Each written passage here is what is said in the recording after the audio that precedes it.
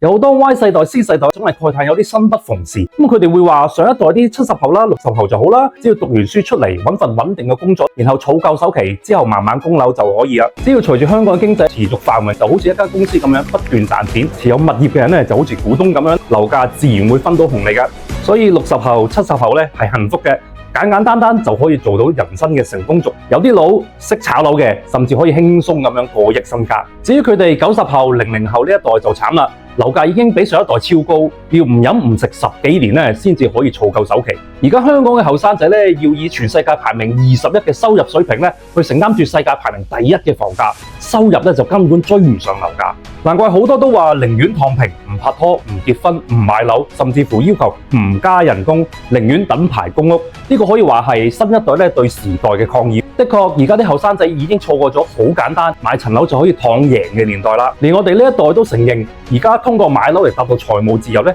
已經變得越嚟越不確定性啦。呢個咧都係年輕一代咧對舊有模式嘅質疑，開始咧不斷探索唔同甚至乎新類型理財工具嘅原因。除咗傳統嘅股票、外幣、定期，90後、00後更加鍾情於研究虛擬貨幣同埋網上資產。另一方面 ，AI 年代嘅來臨已經對就業市場咧產生好大嘅衝擊。讀大學已經唔係咩保證，有啲大機構甚至乎繞過大學，直接到高中去做招聘。大學文憑已經唔能夠確定咧畢業生會唔會有一份好工，甚至乎有冇工作。企業嘅利潤就不斷創新高，但係隨後咧就不斷裁員，